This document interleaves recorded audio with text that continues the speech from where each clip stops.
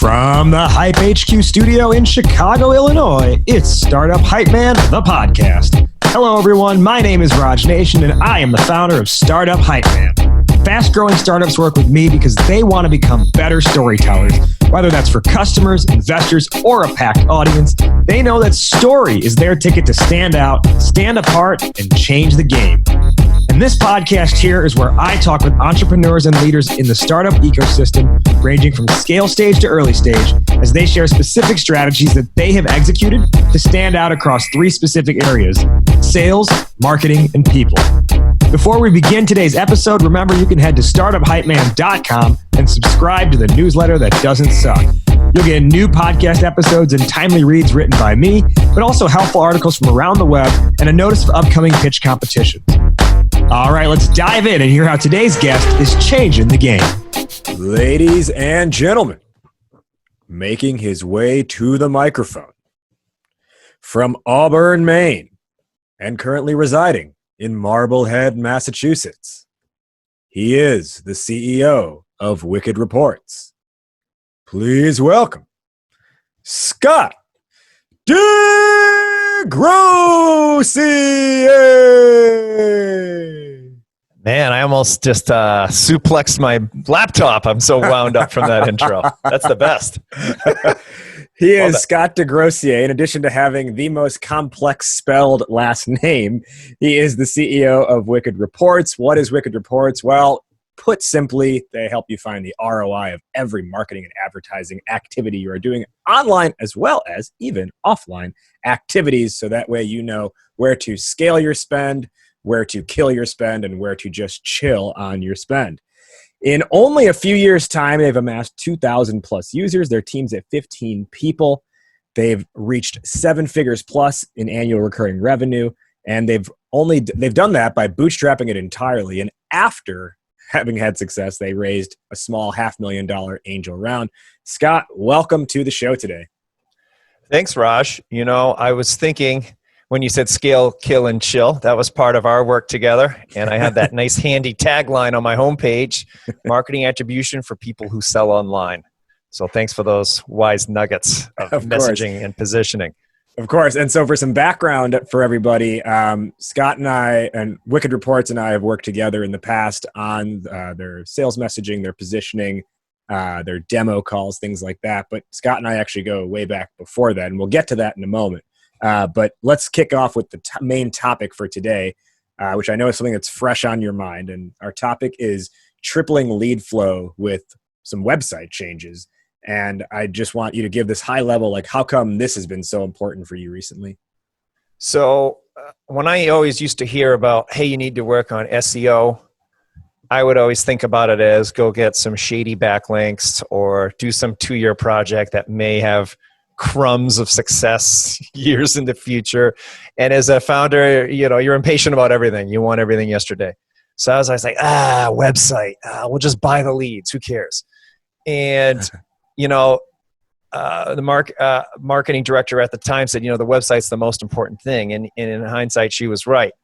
But the process of going about doing the website and getting the messaging super tight, I didn't realize it was going to have such a big impact. And so when COVID hit, and I had also had knee surgery the day that school canceled, I was going to be laid up. And granted, I already had things to do, but I thought, you know what, I should just tackle this messaging because marketing attribution, we do it somewhat uniquely. No one's really conquered the field. We think we're ready to, but the website wasn't saying what it should. And I felt like if someone was really excited, they could come in. Because when I was excited about particular apps or platforms, I devour the website. And I was like, if people devour our website, it's just not, they're going to have a ton of questions. And then the demos have a ton of questions, or the bounce rate was high. And I knew it was unsatisfying experience. And so I went about some changes, which we'll get into, and it made a huge difference immediately. Huge. We're going to dive into that a whole lot deeper as this conversation unfolds. Before we do that, let's dial it back and learn about Scott Desgrosseilliers, the man. So quick backstory for everybody. Scott and I have known each other for probably like 7 or 8 years now. And that's because I used to work with Scott's wife, Melissa, at a previous company. And now Melissa actually works for Wicked Reports, which I think is pretty cool. Melissa and I used to sit next to each other, prank each other all the time. To the extent that I came, and we got to know each other so well that I got to know that a sushi place in Chicago, when you guys lived in Chicago, had specific rolls named after your kids. I think it was Naniwa Sushi, and there was the Max roll and the Lily roll that made it onto their menu. Yes, and the Melissa roll. And the Melissa roll. Well, we had, we call, and my wife has, sushi's her favorite food. She's got it minimum twice a week her whole life. And so she has very precise orders that she kind of just creates her own sushi when we call places. And occasionally they'd make a mistake in the order. And, then I'd have to catch hell when I get back to the house. And I'd be like, you know what? I'm just having this guy like put it in his computer. I'm like, hey, if you put this in the computer, I can just rattle off the order quick. It's always going to be right. Then you don't have to remake it. I don't have to come back here. And we're going to keep ordering because it's easier. And he did. And it was great. It's just a great solution for everyone. I mean, they knew they had like $150 a week in sushi orders guaranteed. Just by putting that in. We can make a computer button in for that. Yeah, exactly. Well, it's interesting that I didn't realize that was the backstory to that, because the interesting thing to me is that is yet another sort of like microcosm example in your life of identifying a instance or identifying an area where being more efficient and having the data at hand would ultimately grow their business, which is what Wicked Reports does, right? It helps you have the right data at hand so you can grow your business. That's a great point. And to me, I feel like you need to try to take responsibility for every situation in your life. There's some cases where you just got to throw up your hands and the responsibility is walk away. But in that case, I was like, this is the only place she really loves the sushi. They're going to make money. I just laid it out for the guy. And he was like, and if I have to walk back there and he has to remake it where everyone's unhappy, let's just make everyone happy. Everybody wins, which isn't always the case. And to me, like working with marketing data and attribution, to kind of switch to that, for me, I'm becoming more and more convinced that the approach we're taking is definitely the right way, because I've dug into a lot of other solutions or poured over tons of like Google analytic data. Someone's posted on Facebook today their Google ads reporting was showing 103% click rate, which isn't really possible. That's Google. So trying to be a source of truth, there's a lot of challenge and pressure and unique, every industry has unique challenges. And in this one, we got to stick to our guns and what we know helps the businesses grow, because otherwise, why are they going to pay us? Yeah, of course. One other thing that I remember 7-8 years ago when we first met, we actually met each other through the context of meditation. And it came because I remember one day at work, I was talking to Melissa about how I wanted to like start meditation. She was like, oh, my husband leads this meditation group like every Saturday or every other Saturday, whatever it was. Mm-hmm. You should go check it out. And so I did. And I think that was the first time we met. Maybe we had met like over like a happy hour drink before then. So maybe that's what it was. But I'm curious to know. And it's funny because today you're wearing a Meditation Mind shirt. I know. I didn't plan that. My daughter, one of my daughters usually wears this. I never really see it. I just happen to go, oh, wow, I better wear it while I can. So you've obviously been meditating. I mean, to me, not to everyone else, but you have been meditating for a long time in your life. How do you feel that helps you become a better business owner, if at all? I think it helps a ton. Daily, pretty much, I use a focus meditation, if not to mention any other ones. So I use a binaural beat brainwave meditation that helps it's like training wheels for your mind that helps you focus better by giving your brain a sound to focus on and sync with so that you can focus better. And the easy way to test it out is just pick out a project that you've been neglecting but know you need to work on that you still don't feel in the mood to do. And then put on the headset, and I use Brain.fm a lot, and I have an arsenal of ones I use. Brain.fm Focus works really well for me, though. And you'll just find that you can get locked in and make a lot of progress on projects. So for me, I always think that on any technique anywhere. You need to actually get the results you want, or doesn't matter what anyone else says. And for meditation, there's so many different tools and techniques. But the other one is becoming more present, which I mean, I still can daydream or, be visualizing or off in my own world, daydreaming like anyone else. But being present to what the core problem is and not like keeping distance from it can force you to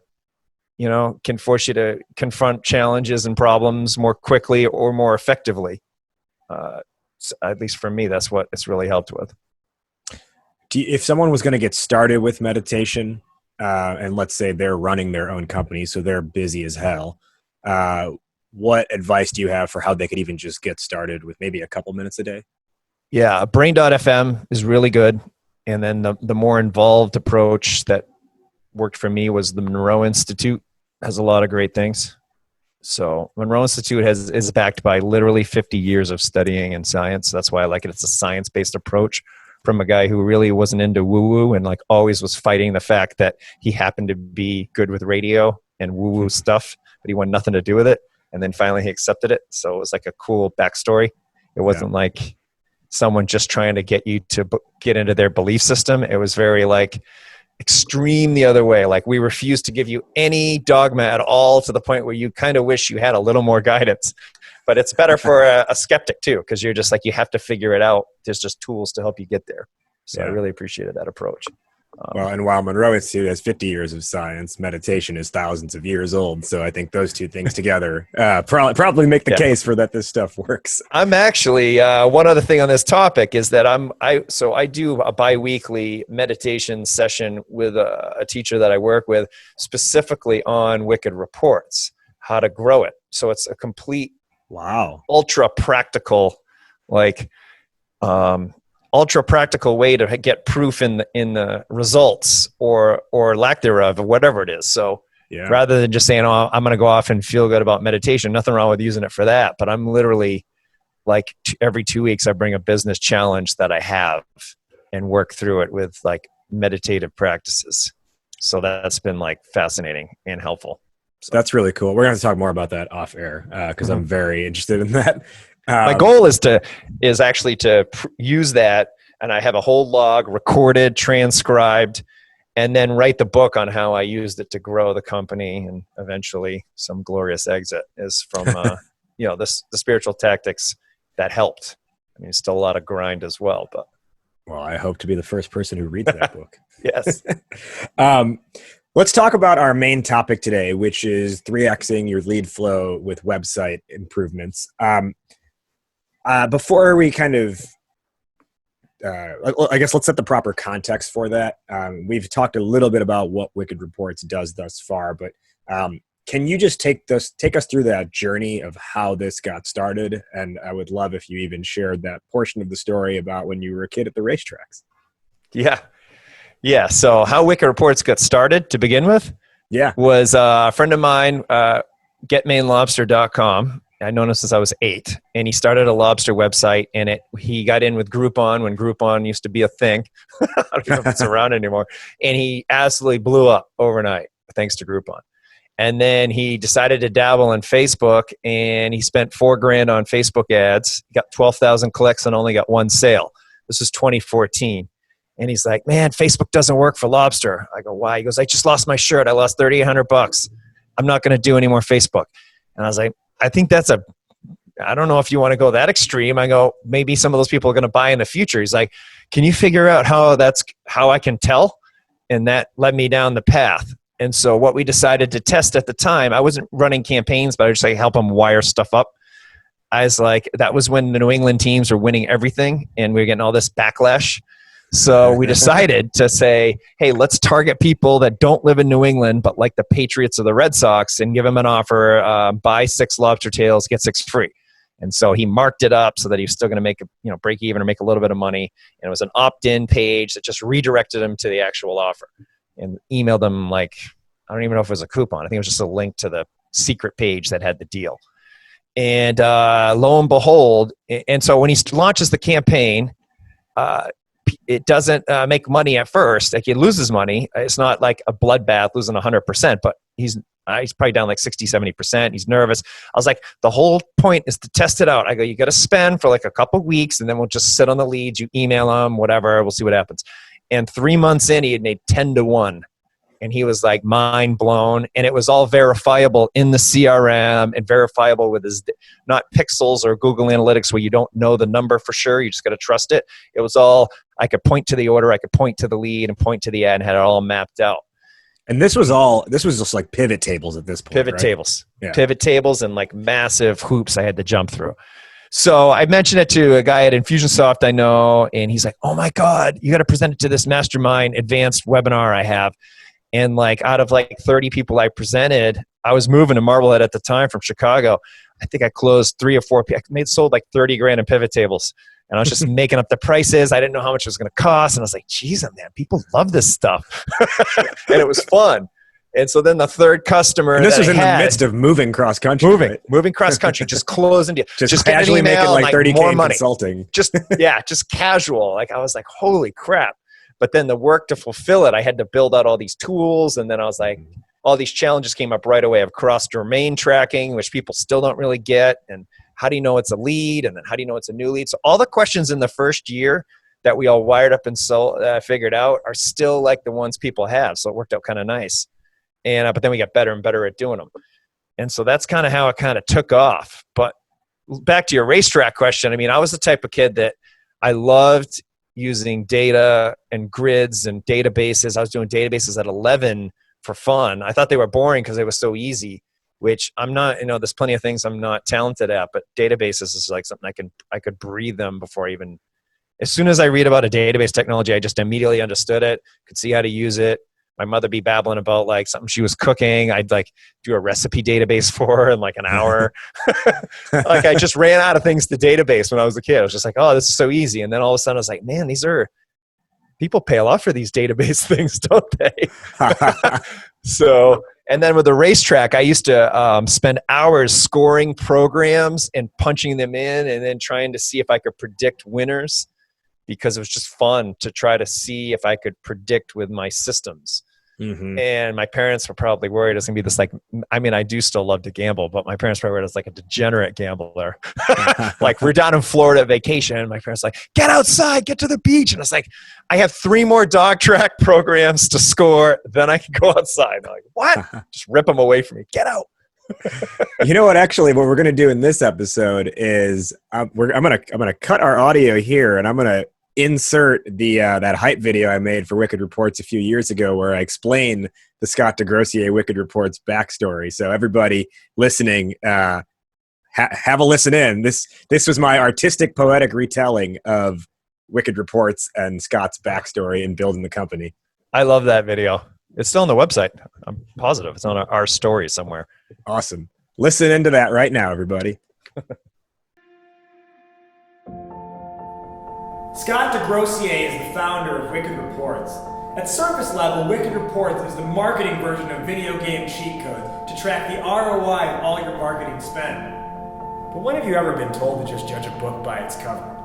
You really want to know what Wicked Reports is about? Flashback all the way to when Scott was 10 years old and his dad snuck him into the horse tracks so he could bet a few dollars on the ponies.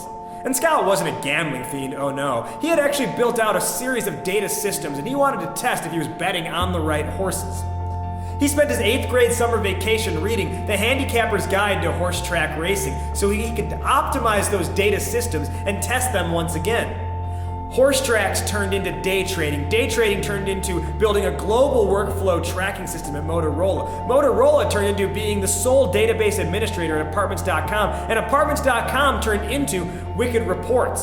So when I tell you Wicked Reports is more than just what you think it is, when I tell you Wicked Reports is more than just a software as a service business, Wicked Reports is more than just an artificial intelligence driven platform, Wicked Reports is more than just another startup.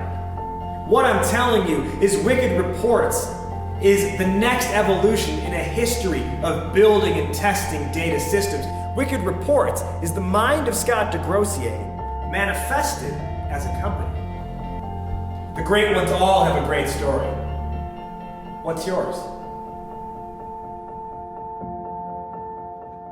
All right, and we're back. Now that you have that poetic retelling of Scott and the Wicked Report's background and the horse track and how all of that led to where we are today, we're talking about websites specifically today and the changes that you've made at wickedreports.com. At a general sense, websites are obviously where a company is going to attract interest and generate leads. Can you paint a picture, especially because this is an audio medium for everyone listening, can you paint a picture of what the Wicked Reports website looked like before you made your changes? Yes. Before we made the changes, we had unleashed a website, just released one that I wasn't happy with. And it was running slow, and a bunch of the pages went missing, which I was like screaming about beforehand. I was like, make sure we don't have any drop off in the traffic, keep all the URLs. Well, lo and behold, something happened and we lost like 4,000 sessions a month. And I was like going to put my head through the wall. But it was a mix of some corporate speak and some almost just like longer explanations of what we do and less like targeted and focused to specific verticals that we help the best, and precise. It wasn't precise. It wasn't like exactly what are you going to get out of this? Exactly why should you care or not? So you can bounce if not and keep reading and be like, you should be like thrilled if it's solving your problems. And if not, you should be like, oh, what is this crap? I'm out of here. But it wasn't. It was like vague enough and too much about like growing your business or just too corporate-y, which we're not at all. I mean, I come to you from my basement right now without a shower. We had a big cleaning going on in the morning with the kids, and I was like, you know what, I ain't showering, too late. Well, somebody got a boat at 2:00, which is kind of awesome. So I was like, you know what, I'll just go swimming. So that's like the BS that like my mom used to say as a kid. She's like, oh yeah, if you swim today, you don't need to shower. Well, she was right. I don't know if she's right. That's what's happening though. So yeah, it just didn't have enough of my voice in it. And so I had this whole vision, and I started with just the menu of like, what would the perfect menu be on our website? And and so that would flow like then that turned into an outline. And then I went back and did messaging and positioning of like a 40-hour project at least, with a process obviously awesome, which was specifically for SaaS like B2B. The name of the process was Obviously Awesome. Obviously Awesome was a book by April Dunford. It was specifically for 7-figure SaaS that have these specific challenges and this elaborate process. And so normally you read a book, you get excited. It's to follow through in the process, then's the work. Well, I did it all, and I was slowly more and more consumed. It was a massive project, and it was all the stuff that I used to look to other people to get this, to figure this out. Like, you're the marketing person. What should I say and do? You actually came up with some really good ones way back in the day. Scale, Kill, Chill, we still use in all our help doc framework. But really, like, if you own the intellectual property and you I invented some of these things, I have to own how they need to be communicated to some extent, which I hadn't taken full ownership of. So I do that. I work with a content firm that helps type it all out. I outline it out. We do a review process. We switch to HubSpot CMS, so things run fast, and it's all in our HubSpot ecosystem. And so that we have all these great analytics, we can trigger marketing based on page views, time on page. And when we were done, I was happy. And then there were specific metrics that showed that it worked. Website sessions are way up, like double. The book calls were up triple. The sales are up double. The time on the bounce rate's down to like 20-something% when it always used to be like 60 or 70. And the time on page average is like 3 or 4 minutes average per session. Not time on page, time on site or something like that. It's like 3 to 4 minutes. Always used to be like 50 seconds. So everything's like 3x'd. And it was just, we did that effort then allowed all the marketing and my emails and the ads and everything to then have the right framework of how they should talk. It's like, use the website. The website's what we want to say. Yeah. That's so then it's also cohesive. Whatever emails and ads they're coming from or content, then the same type of voice and structure is in the website. So it's all a coherent message, which that's not messaging 101 probably, but we weren't doing it. We had a mismatch of ads saying one thing, website another, emails a third, demo a different. So now it's like all aligned. The interesting thing you said there is like there's a consistent voice essentially, right? Which is what I think a lot of companies have a big disconnect in, because whatever team members are working on the website don't have any involvement in the sales and don't have any involvement in the like the cold emails that are going out, or maybe they do, but it's a light touch on it. And I think your advantage is you've played all of those roles throughout the lifetime of the company. So you are able to look at this from like, how do we connect all of this? And I remember even on, I just updated the Startup Hypeman site a few months ago. And I remember, and I don't know if you found this was the same way with your old website, but like I would like actively try to steer people away from going to my website and instead just be like, hey, like read this LinkedIn article I wrote, go here instead, or go to my LinkedIn profile, Oh, it was always like they had to get on a demo because even our online demo stinks. We're fixing it. It was good. And then it was bad. And then I used one that I decided it had to be 3 minutes because I was presenting at Google on stage and they were doing a 3-minute pitch video in front of me getting on stage. And we're like, oh, more people opt in because it's only 3 minutes. And then I kind of forgot that I was going to change it. And now it's been there for a year. And I'm like, oh my God. Yeah. So it was always like, got to talk to sales because then they'll have the fresh stuff. And so now like the fact that people are pre-educated, the calls are way better. Mm-hmm. Or the people getting on are already excited and already know like what we do and who we do it for. So there's not any of those wasted calls or less people getting on because they don't even know if it's for them. Yeah, and I think that's a key, right? Is when you have that continuity, the lead is better prepared when they actually get on the phone. There's less education they need as a result.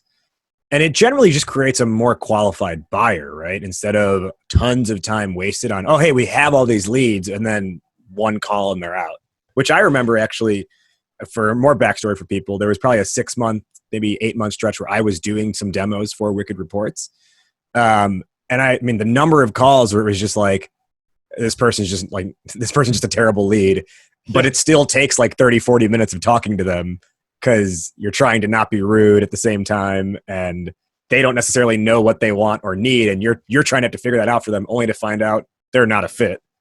Oh yeah. I mean, people it would be amazing. People would get on and want to talk about how to do better marketing. It's like, you don't need attribution software then. Attribution software is once you know how to sell already. Mm-hmm. And then we can point out where it's working or not based on targeting and spend and ROI and lifetime value. Like if you don't even know how to sell your stuff, like don't buy our software. So I raised the price, part of it was to just screen out. Because we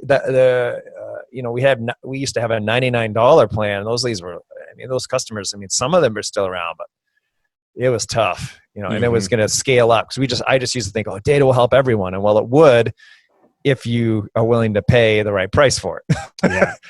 They can't support that size business and they don't, we're doing them a disservice. If they buy this software and they're not spending at least $5,000 a month, attribution is not your problem until you can spend $5,000 a month without necessarily even knowing. You should just be able to get lift because your offer's good or, other various reasons. Yeah. And I remember some of those demos. Some of the conversations was people being like, yeah, so I'm thinking about getting into ad spend for the first time. And it's just like, oh, okay, this is not going to be your jam. Yeah. So now it's like, hey, we ask for the ad spend up front. If it's 0 to 3, we try to steer them away from getting on the phone. Yeah. To be nice, really, not to be rude, but it's just like, hey, we don't think you should buy this yet. You're not even spending $100 a day. You got to spend $100 a day before you worry about attribution. So really, it kind of sounds like there's a twofold benefit here to an improved website, which is you get the leads that are better qualified, but you also simultaneously weed out the people who it's not going to make sense for, or weed out more of those people who it's not going to make sense for. Yeah, website plus pricing. The base price starts at $400 a month, so that's already like, people looking to get in free trials for 2 months, or pay $50 or here or there. It's like, just don't even waste your time. It's not for you. It's a advanced, elite system, so we don't want to, it's just, again, it's for both parties' benefit to have a higher price. I want to next go into some of like the tactical changes that were made. You kind of gave that like high level like positioning, but maybe we'll go into the sort of like the meat of it. But before we do that, I just want to take a quick aside here and recognize our show's sponsor in Sales Hacker. So if you're not aware, Sales Hacker is a community of 135,000 members plus, dedicated to growing themselves as salespeople. And that doesn't just mean if you're like an SDR or a BDR or account executive. It means if you're the CEO like Scott. It means if you are the head of sales, even if you're on the marketing side, right? Sales Hacker is the place for you. They've got podcasts, articles, research, webinars, and more, all designed to help you become better at your job, plain and simple. And by the way, they just unveiled a whole new community feature on the website. So instead of passive engagement now, you can actually create discussion questions within the website itself and have conversations with other Sales Hacker members. So for example, pretty recently, someone posted, hey, what's the best way to get engagement on LinkedIn? And it kind of just works like a Reddit thread where people are chiming in. And, and I responded, I was like, well, here's my video of me doing the Fresh Prince of Bel-Air. This works pretty well. So you'll get answers like that to other people saying, oh, I do a content drip and this is what works. And then that person walks away more knowledgeable for the experience. They're even doing Ask Me Anythings with sales leaders and high profile executives. And amidst all of that, content contribution, there's even specific summits throughout the year as well. I participate in a lot of the stuff. I contribute a lot of content to Sales Hacker. I'm a huge fan of what they're doing, which is why I'm so glad that they are now a partner of Startup Hypeman, the podcast. You can get all of that good stuff, the podcast, the webinars, the Ask Me Anythings, the discussion questions, the research at saleshacker.com. And by the way, it doesn't cost any money to join, saleshacker.com. I also want to give a shout out to my friend Jason Bay at Blissful Prospecting, because this summer he's hosting the Think Outside the Script virtual tour. What is Think Outside the Script? Well, think of like all those summer music festivals that aren't happening this year because of COVID-19. Blissful Prospecting has put together a summer sales festival. And so over the course of the summer into the early fall, Blissful Prospecting is hosting a series of, let's call them headliners to midliners all the way to show openers, where they're doing live interactive fireside chat conversations with sales leaders across the country and across the globe on specific outbound topics like personal branding, LinkedIn selling, cold call, cold email, mindset, productivity, and more, with names like Morgan Ingram of Jay Barrows himself, Todd Capone, Leah Niederthal, Beck Holland. I'm part of this as well, and I'm excited to be joining the Think Outside the Script tour on August 20th, where my session will be how to not suck at storytelling in your prospecting. 2 to 3 events are happening per week, so you're not flooded with like 80,000 pre-recorded webinars over the course of 4 days. It's 2 to 3 events a week, all happening at lunchtime Central Time. All you have to do is go to tour.blissfulprospecting.com and sign up for as few or as many talks as you want. This is all also 100% free. Tour.blissfulprospecting.com. 40 plus speakers over 105 days-ish. So it's like if ESPN has 30 for 30, this is the Blissful Prospecting 40 for 105. So check it out, tour.blissfulprospecting.com, and join the Think Outside the Script Summer Tour. Today, I'm with my friend Scott Desgrosseilliers, the CEO of Wicked Reports, and we're talking about tripling lead flow with website updates. So, Scott, you told us before how you went into, you read that book, obviously awesome, and then you did the hard part, which is reading a business book and then actually putting in the work of implementing what's in that book. Because I can't tell you how many books I read, and I'm like, oh, this is really good. And then I'm like, but I'm not going to like do that. And you actually sat down and did it, which I think probably must have been, 20, 30 plus hour exercise in total. Yes. Can you take us through now, like, again, this is an audio medium for everybody. So can you take us through like tangibly, like step by step, what did you start with and what was the change that you made? So I opened a Google Doc she had chapters. It was probably the magical number 7 steps, I think. The first step was like list the alternatives to your product and why your solution is better. So I typed out Google Analytics. Why are they using it? What's the shortcoming? And what's the benefit Wicked Reports does? And I banged out all of them. Then I went at the pixel tracking solutions, so the ones that claim to be like us that really aren't. And dashboard tools. People be like, I'm deciding between you guys and Domo. And I was like, or Supermetrics. And I'd be like, you should get both, or we don't even solve the same problem. I got to make this clear on the website. So I went through and did that. And then you're like, okay, you've got all these features. Well, what's the real end? What's the problem they solve, and what's the user benefit? So I do those. And then are there 2 to 3 themes of what they're, because of course as a founder, every feature I think's the greatest, right? I got like 30 features. Right. Okay, well, pick 3 themes. And I was like, oh shit.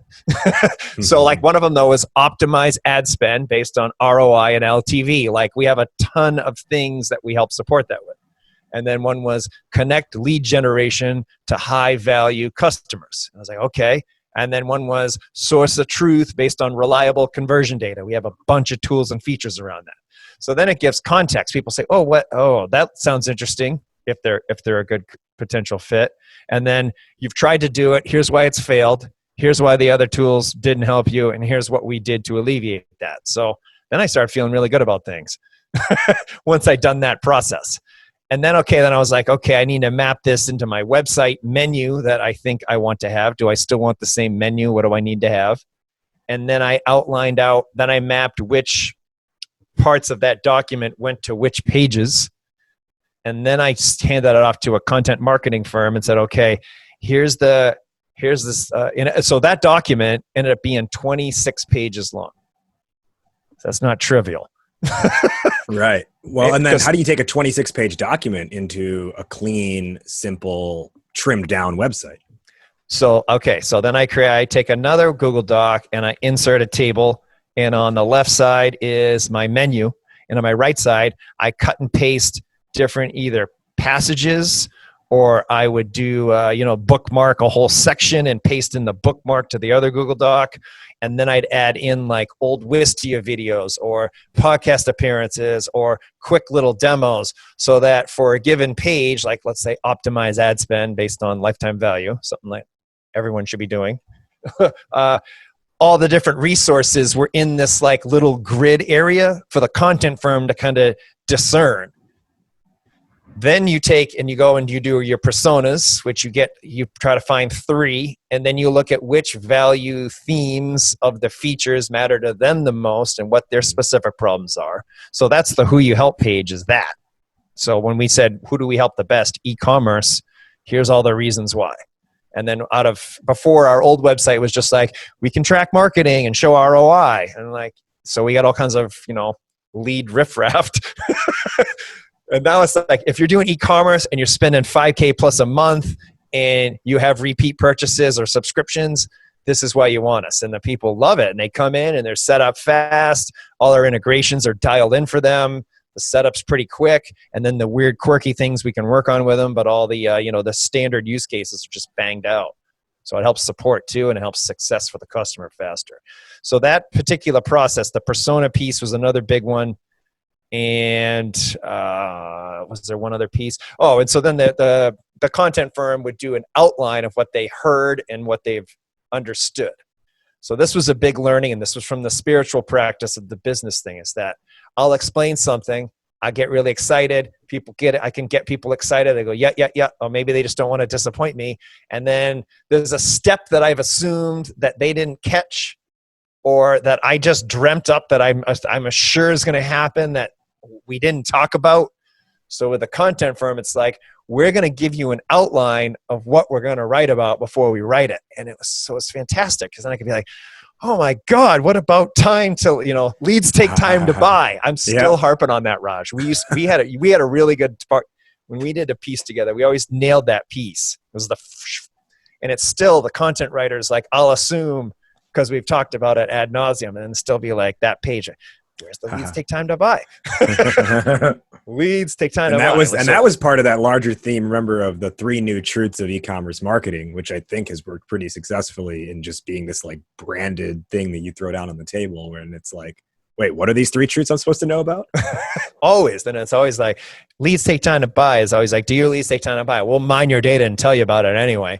So that was really the step that I was missing. And that's what I've noticed with a lot of, that was something that came up through the spiritual practice. Is always like, okay, here's the project. Let's agree on the steps, because I don't want to micromanage you, because I love knowing, okay, I've articulated a problem and someone's going to do it. But then if it's not done right, I get bent out of shape. So let's make sure that the steps are right, and then I don't have to worry. So this went super smooth because of that. So, You know, side anecdote here on the leads take time to buy. For those who know me and have seen me, which I think is a good portion of the listeners, but maybe some listeners have never actually like seen my face before, but many people know that over the last, 3 years, I grew out my hair. I had a man bun, and I had super long hair, like past my shoulders. And I had my hair in a man bun. Well, at the start of 2020, I actually cut my hair, and now I have short hair again. And since cutting my hair short, I realized that I'm actually now displaying male pattern baldness, which is like freaking me out that I'm going bald. And like, Scott, you're like 10 years older than me, 9 years older than me, actually maybe more than that. 48. Okay, so you're 17 years older than me, and you have a much more luscious set of hair than I do. And so, I don't know if you probably don't get the ads targeted to you, or maybe you do because they don't actually know what your head looks like. But I keep getting ads on like Instagram and Facebook for Keeps, which is like a daily pill you take to grow your hair back. And these ads have been showing up in my feeds for like 2 months. And at first it was like, I'm laughing at it and I'm like, ha. And then every day I look in the mirror and I'm like, thinning out a little bit more here. And then my girlfriend's like, man, your hair really is thinning out. So there's like social validation. It's not just in my head. And I'm not kidding. That was like 2 months ago I saw the first Keeps ad. I'm probably 2 days away from actually buying Keeps now. And that's your point, right? Leads take time to buy. Yes, exactly. And they just kept showing up in my feed. And I'm like, okay, maybe. And I bookmarked it once, but I'm like, I'll come back to it later. I don't think anything that's either expensive or a subscription, or even anything that's more than like $50, unless it's clothing, people aren't normally going to just click and buy right away. You got to research it. You got to think about it. Then maybe you want to see if they're going to give you a discount if you opt in and wait. Abandon cart on purpose. Like, everyone's getting savvy with this stuff. So, and then, I mean, the lead, how you close a sale, they had to become aware and comfortable with your brand somewhere. So I'm about to finally announce my patent. It's been like 4 years. I think I'm like a month or so away, where we automatically detect what made a new lead, because getting cold traffic to actually opt in on your email list is very challenging. But it's also a big point in the relationship with a hopeful future customer that, okay, I'm willing to like listen to all your garbage. Here's my email address. Yeah. Or I'm interested enough to opt in, but maybe not buy. I mean, some people will for sure buy right away, but it's not nearly as much as you think. So that's why we track that specific point. Some of the things that I notice on the new website is right up front. This is from the work you did. It just says like who this is for, right? Wicked Reports, multi-channel attribution for marketers that sell online, e-commerce, subscriptions, information, and courses. So like right there, if you are not one of those 3 things, you should have the wherewithal to be like, it's probably not for me. I should probably move on to another site. Yeah. And the other things that I notice as I scroll down the homepage are, and this is something I'm always a huge advocate of, so I love that you're doing it, is everything is written in the context of a result, and then it speaks to how does Wicked Reports do it. So instead of saying we map attribution models to marketing campaign goals, what the headline of that section is optimize your ad spend and increase marketing ROI by scaling winners and cutting losers. And then the small text underneath that is how Wicked Reports does it. We map attribution models to marketing campaign goals so you can measure and act on impact on top, middle, and bottom funnel. And then the next section down. Instead of leading with we detect new lead gen against your CRM and track lifetime sales across cart and subscription systems and billing systems. The lead bold message is connect lead generation to high value customers over time. And then the small subtext is we detect it by doing this thing. So you're delivering the result and the promise first, and then backfilling it with, and in the smaller text, backfilling it with, here's how we actually do that. So you're hooking them with what they can get out of it instead of hooking them with, hey, we're awesome, look at us because we do this thing. Yeah, feels good to hear you say that because, man, I mean, 6 years, 6 years of crappy websites to finally get it right. So hopefully I'll save someone on the learning curve, you know, pay it forward. So so now we've realized that our demo, like, the demo live one, but the online one, because some people don't want to talk to someone and we pretty much make them. So that's the July, is like to kind of iterate on that using this philosophy and probably have you take a peek at it and see if we really succeeded, is to try to, do the same approach where I'm thinking I'm going to have just like these buttons or something on almost like a Wistia playlist, but a little different, where you can pick your goal, like the homepage, and then we'll show just that stuff. Yeah. And then you'll pick that goal, and along the top, you'll pick what your vertical is out of the three that we like to help the most. Mm-hmm. And then from the vertical and the goal, you'll see a specific video about just that. I've wanted this for a choose your own adventure demo, basically. Yeah. I've wanted it for 3 years. And then I went down the path, which a lot of founders do. Well, I don't know, a lot. Some of them do that I see in my masterminds I'm in. Like, you get all excited about looking at the tech. Oh, there's this new choose your adventure video tech. Or imagine if I did, I did that so many times. I get lost in the automations and wiring stuff up because it's fun. But really, it's more about the clear message. That's way more important. Are you talking in your customer's language so that they can decide it's for them? Is way more important than how fancy you deliver it. So, that's finally got in my head. That's more important, in my opinion. Yeah, I always say when it comes to demo calls, the technology and how it works is the last thing people actually what they need to know is, can I get something out of this that's going to help me grow my business in some way or reduce spend or whatever that thing value might be. But how the sausage is getting made is not what people want or need to see. And it only leads to questions that go in circles and get them either more confused or take them further away from the actual point of buying. Yeah. Yeah. So, I mean, how do you track every click cross device if someone was on Apple 7 and then they watched it and then they bought on their desktop? I go, if they just watched something on a device but then clicked on a different one, we can't read their mind and track it back to something on another device that has no actually registered action. And it's already oh no, is this going to work out? I don't do the demos anymore, but I used to get way into these philosophical debates. Now it's just this is how we do it. If you don't like it, if you want to track every single touch point and you think you can make heads or tails out of, if you have $100 product and we show you 100 touch points and give each touch point $1 value, you're not going to be able to make any actions on the data. You have to trust that our models are going to work because you use them and you make more ROI. And if you don't, then you shouldn't use us. And if they work, then you should keep using us, rather than try to convince them that I'm smart. I'm I don't care. Is it helping you make more money or not? And that's all I can do. One thing I would actually still add to the website, to the homepage, is underneath your top banner where you've got that main header with the opt-in or with the demo button, is put some social proof of customer logos.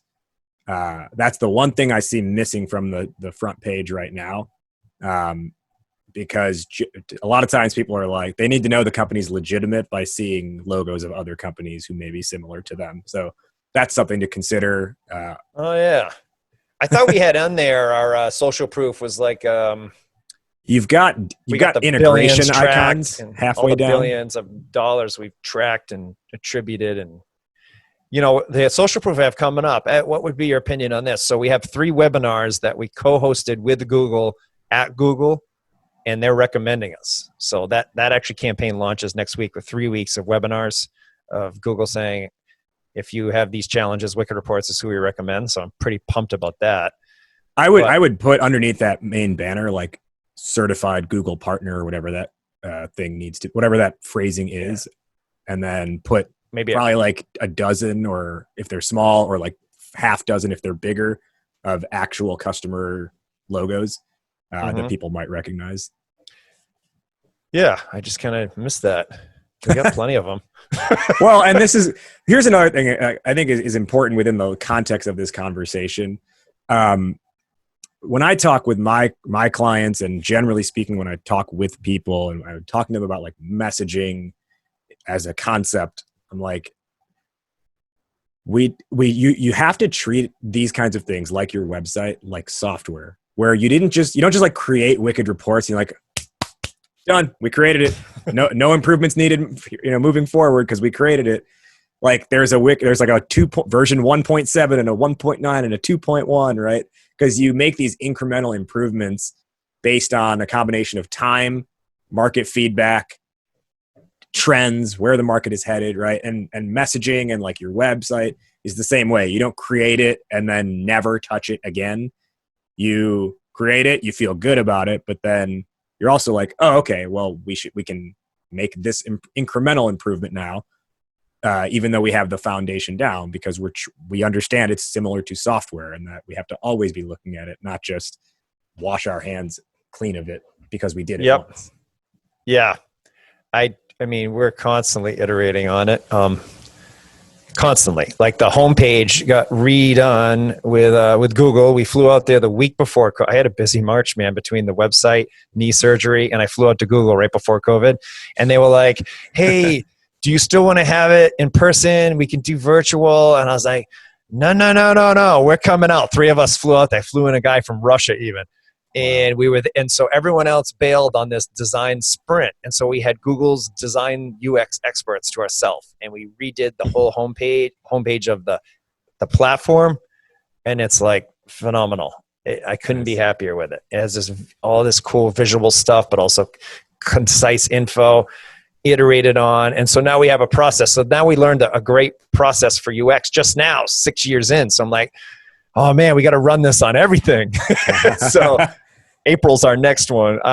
August is the next one. We're going to run another process on some major area of our app, because it was just so illuminating how to incorporate real-time feedback, how to pare down. It's similar to the website. How do you answer? What are you actually trying to answer? Because all of a sudden your platform or your software, you just start throwing features in, or man, it'd be nice if this happened, or founders get, ideas and just do shit.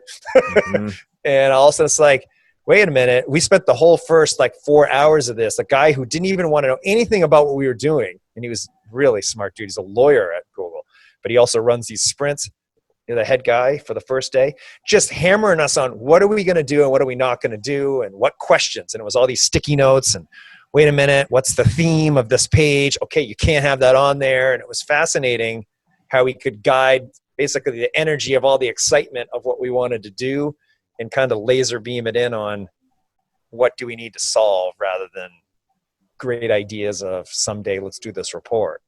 So it was really an eye-opener of how Google runs design. So that's in our I have one more question here before we begin our wrap-up. How long did it take to start seeing results when you made your website changes? And at what point were you like, okay, I think this is going to work. I think this is working. The website changes right away. It was faster, and I just didn't have. I finally wasn't directing people away from the website. That alone just lifted this mild background anxiety whenever I thought about it. Not like I'm running around anxious all the time, but I was just always gritting my teeth about it, and it was just such a bounce in my step for a week. I was like, oh my God, my website doesn't suck. That was the best metric for me. I was like, one less thing to permanently scratch off the list. I always knew my website would at least be 90% what I wanted now. And it was in HubSpot. It was we got this beautiful template from Clean 6 was the name of the template. Maybe it's called HubSpot Hero, I think the guy's name is. Fantastic website. Spent $1,000 on the template alone. and it was fantastic. Saved a lot of design time. The measures, let's see, we went live with the website. I mean, May was the best month we've ever had. So less than and the 2 website months. went live in April. So the very best month we ever had. But the fruits of the website, when we started emailing out just individual pages in the post-sales process in April, before we were so in a panic to get it out, and we're so excited that we'd like email just the page out ahead of time. So it was immediate. I mean, I think we went out, so 7 to 10, 40% more sessions the first month. And the bounce rate was down under 50% in the first month, and a record for book sales calls in 1 month. So that was all. I mean, granted, we're working like madmen on all areas of that, but sure, that was the one massive results. change. Yeah. Immediate. And then just hearing from sales, my God, man, people were coming in and just talking differently on the demos right away. Mm-hmm. Right away, they were like, I saw a couple people specifically said, I saw the homepage, I want to buy, I just have a few questions. We heard that 3 to 4 times. And sales went up over 100% in 1 month. I don't know if that'll hold the summer because, everyone in COVID, they're going to want to get out, hopefully wear masks or whatever they got to do. Yeah. But everyone's antsy to get out. We're getting out for a couple weeks, which we never do. We're taking off. So, so we'll see if people are that motivated to do a lot of business in, July. Who knows? Sure. Huge benefit. And you didn't, to clarify, all of this was happening. You didn't make any like drastic change in your ad spend or things like that, right? We've lowered. Here's the other thing. So old website, old positioned messaging. Couple months we spent like 30, 40,000. Wow. And now this month, I think we spent 10. The last month was 10. We lowered it because we're getting better results with less ad spend that I'm then spending elsewhere. And plus I always hated having a burn. And then when COVID hit, I got panicked and said, we better not have a burn. Where can we like keep expenses in the, so I was like, okay, I don't want to lower ad spend, but I got it down to 10. I think that was like February. We went down to 10 while we were just sick, and we're getting better results at 10. So now we're looking to scale that, but so we spent less and made more. I mean, that's the dream, right? That's the dream. Right? That's the dream. Can you scale that? Now's the question. When you start spending double, will it result in double? I mean, our own software has proven that organic leads and word-of-mouth leads are still worth more, or direct traffic and organic search are still doing better for us than paid, even though we have sophisticated paid people helping run it. There's still some work to be done there, because we know how to track stuff, we got to learn how to like convert them. Even there's always room for improvement. Converting more paid action now is what we're after. Paid action, that has an interesting connotation. Let's begin on that. Let's begin our round. Edit that.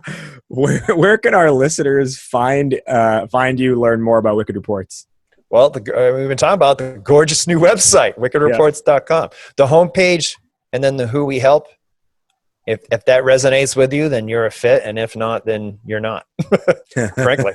And then from there, you can opt in to see a 3-minute demo. That'll now be actually a choose your own adventure by August 1st. And then you can book a live Zoom with someone on my team if you like what you see.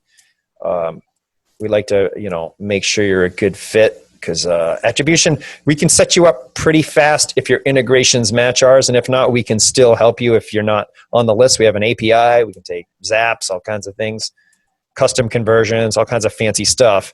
But it just helps because then what the salesperson hears, they put into notes and send to the onboarding team so that they're already ready to, speed up your onboarding, speed up your attribution process.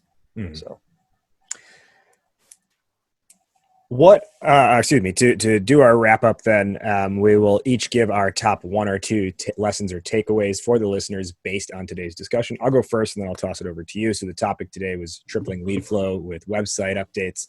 I think to me, the biggest things that I noticed out of this conversation was, one, taking the time to like put in the work to actually do this and not just trying to like piecemeal it over time, which is what I think a lot of companies do. They just try to almost like in perpetuity make these incremental tweaks without ever looking at like the foundation, and which creates this like Frankenstein website. Whereas what you did was you actually said, okay, if we started over, what would it be? And there's still improvements to be made, but you did say, let's start over with this and think from scratch. And my other thing too, we talked about it in the beginning, but I just think it's really cool that you have been using meditation specifically as a vehicle to solve business challenges, which I want to learn more about that. And I hope more executives and entrepreneurs look at themselves, as a yogi and a yoga instructor myself, as you know, like I'm big on this kind of stuff. And I hope more executives and entrepreneurs think down that path as well. Scott, top 1 or 2 lessons or takeaways for the listeners. The leads take time to buy was good, so that I remember in the new updated demo to bring that back as one of the bullet points on the left for the choose your own adventure. I was excited about that reminder because we still talk about it a lot, but it's really like a main thing that we need front and center in this demo to showcase that. I think the other one was when you mentioned that I was thinking about that because I put in the time to work now on, we're hiring a marketing manager, and I put in a ton of time for that one. It's to tackle the to take on a big project or challenge and try to fully solve it rather than constantly throwing Band-Aids on things. Not even Band-Aids, but quick fixes. I had such a payoff from doing it right that's what I like. July needs to be like, do the demo to the best of my ability, and figure out the right formula for video selling of Wicked Reports. I have 3 key. We're doing a Wicked verse HubSpot attribution video and another one about e-com lead gen, and then another for the demo. Is just focus on crushing that rather than 85 other things that I like to get caught up doing. My final question, which is how we end every episode here. Fill in the blank, Scott. Entrepreneurship is blank. A rewarding grind that will make you grow as a person, whether you want to or not. A rewarding grind that'll make you grow as a person, whether you want to or not.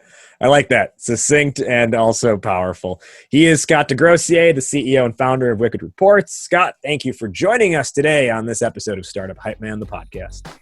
I had a blast, Raj. Thanks for having me.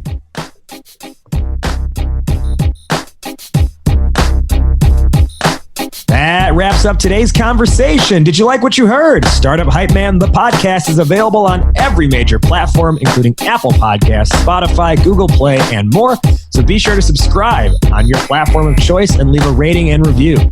Do you want to be an upcoming guest on the show? Email media@startuphypeman.com with your idea, and my team will review. Our theme song is Change the Game by Jay-Z, all rights owned by Rockefeller and Def Jam Records. And hey, if you want to work together on making your startup story the only one that matters, email me at rajiv@startuphypeman.com. That's RAJIV@startuphypeman.com. Well, that'll do it for today. Thank you for listening. Thank you to today's guests for joining. You have been checking out Startup Hypeman, the podcast. I'll catch you next week. But in the meantime, word up, raise up.